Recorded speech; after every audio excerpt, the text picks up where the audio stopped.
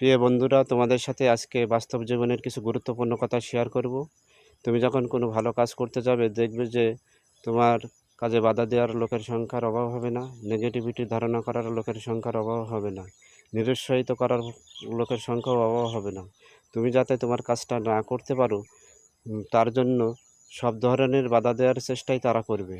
কিন্তু দিন শেষে যখন তুমি সফলতা অর্জন করবে, দেখবে যে তারাই তোমার পাশে এসে বলবে যে, আমি জানতাম তুই এই কাজটা করতে পারবি, তোর ভেতরে এই প্রতিভা ছিল, তোর ভেতরে এই সম্ভাবনা ছিল।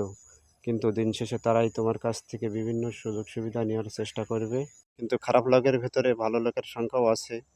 এর ভেতরে ভালো লোক থাকবে, তারা তোমাকে বিভিন্নভাবে সাহায্য সহযোগিতা করবে, আর্থিকভাবে, কথার মাধ্যমে বিভিন্নভাবে উৎসাহিত করবে।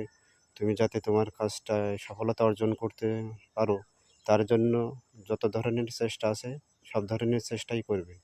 কিন্তু তারা কিন্তু তোমাকে প্রকৃতপক্ষে ভালোবাসবে। তারা কখনোই তোমার কাছ থেকে সুযোগ সুবিধা নেওয়ার চেষ্টা করবে না।